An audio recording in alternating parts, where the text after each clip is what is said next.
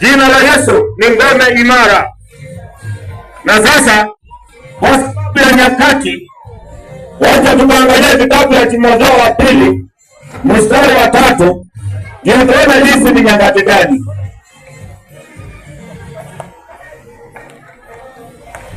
Lakini ufahamu kama hili ya kuwa siku za mwisho kutakuwepo nyakati za hatari, maana watu watakuwa wenye kujipenda wenyewe, wenye kupenda fedha, wenye kisifu, wenye kiburi, wenye kutukana, wasiotii wazazi, wasio na shukrani, wasio safi, wasiopenda wakwao, wasiotaka kufanya suluhu, wasingiziaji, wasiojizoea, wakweli, wasiotenda mema, wasaliti, wakaidi, wenye kujivuna, wapendao anasa kupenda Mungu, walio na utaua kwa nje, lakini walikana nguvu zake.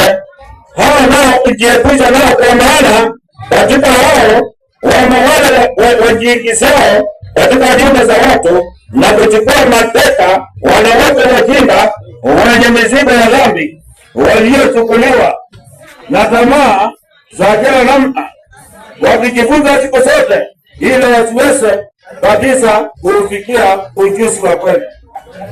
Kama vile Yane na Yambane, Yane na Yambre walivyopigana na Musa, vivyo hivyo na hawa wanaopigana na Israeli ni watu walioharibika, akili zao zimekataliwa kwa mambo ya imani, lakini wakaendelea sana, maana upumbavu wao utakuwa dhahiri kwa watu wote, kama vile na upumbavu kwa hao ulivyokuwa dhahiri.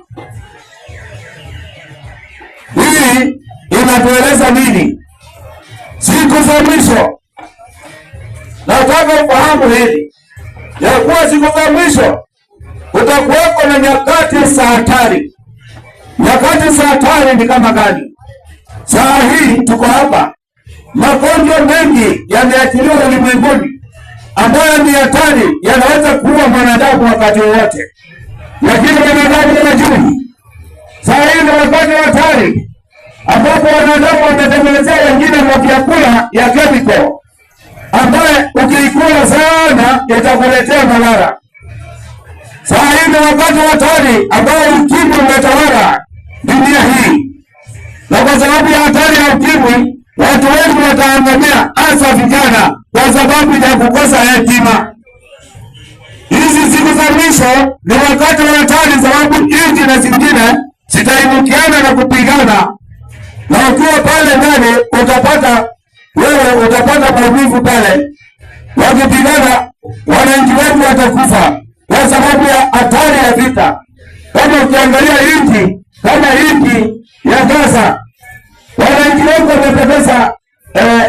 wamepoteza maisha yao, na si kwa sababu watu wa Gaza ni wabaya sana kuliko wa Kenya.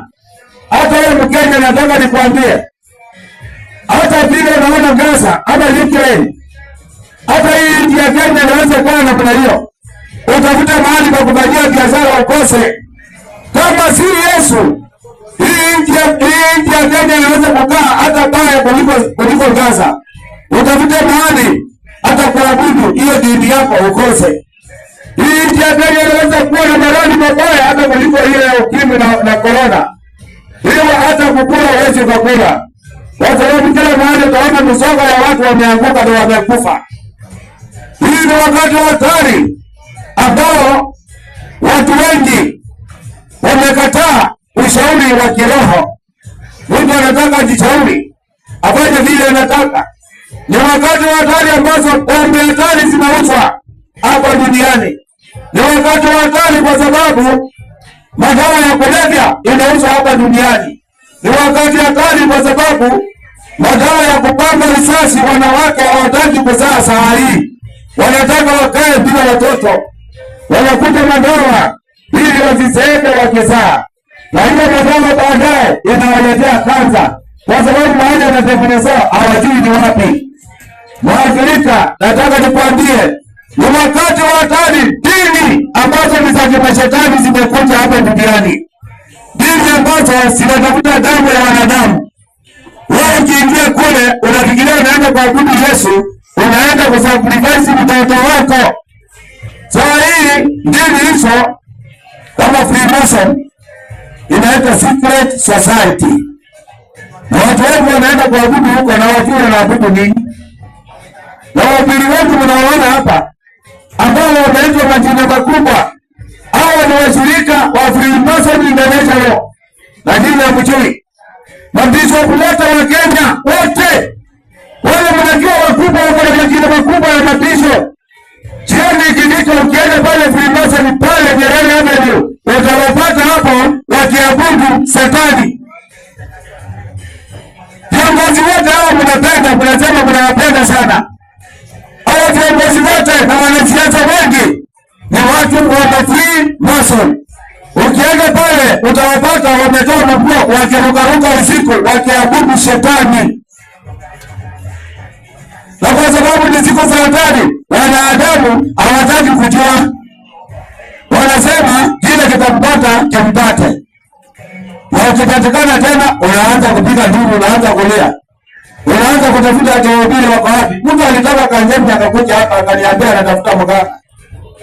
Nikamuuliza Kanjeni hakuna waganga. Aliponieleza shida zake, nikapata ya kwamba ni shida za ujeuri. Wanaona mwanadamu ni mjeuri. Alipata hizo shida kwa sababu ya ujeuri. Ujeuri ya mwanadamu ndio alipata akapata hizo shida. Na kwa sababu anafikiria wangetoa pesa, hiyo shida zitatoka. Mungu akamwambia anayeweza kumponya ni Yesu. Sasa Biblia inatuambia siku hizi tunaenda ni siku za hatari. Wale watu watakuwa wenye kujipenda wenyewe, wenye kupenda fedha. Ukiangalia watu vile wanabehave, wanadamu vile wanabehave, wanadamu wanajipenda sana kama hamjui. Siku hizi wanadamu wanajipenda sana sana. Unapata mtu hata akiambiwa kuna milioni 10 mahali na apeane mtoto wake, anapeana. Apeane mama yake, anapeana. Apeane mke wake, anapeana kwa Freemason ili apate hizo pesa. Kwa hivyo watu wanajipenda. Ukiangalia sahii hapa Kenya, makabila wanajipenda. Wasikia makabila wakisema sisi watu wa mahali fulani na sisi watu wa mahali fulani, yaani wanajipenda wenyewe. Alafu baada ya makabila utakuja kupata familia zinajipenda. Unasikia sisi ni familia ya kabila fulani, sisi familia ya fulani, watu familia zinajipenda. Alafu ndani ya familia sasa ndio kuna individuals ama watu binafsi. Unapata sasa mtu anajipenda, mtu kijana hapendi mzazi, ama mzazi hapendi mtoto wake, mama mkwe hapendi binti mkwe, baba mkwe hapendi kijana mkwe, kwa sababu hizi ni siku za hatari na watu wataanza kujipenda wenyewe na fedha. Najua fedha ama pesa, wenye kupenda pesa sio wanyama bali ni wanadamu. Biblia inatuambia ya kwamba kuna watu watakuwa wasiotii wazazi wao, wasio na shukrani, wasio safi. Nakwambia usipotii mzazi wako, wewe si mtu hata unaweza kushukuru yeye. Na wewe huwezi kuwa mtu msafi. Kwa sababu kama umekataa kutii mzazi wako na alikuzaa, kama ni mama akakunyanyuza matiti yake, kama ni mzee akadunga na mimba akakutafutia kule msituni, lakini unakataa kumtii, unakataa kumpenda, basi wewe ni mchafu. Na watu tukutana nao hapa tao utaona watatusi mzee, wewe mzee peleka uzee yako huko. Kwa sababu huyu mtu ako na uchafu ndani ya roho yake. Na hata ukienda kwa nyumbani utakuta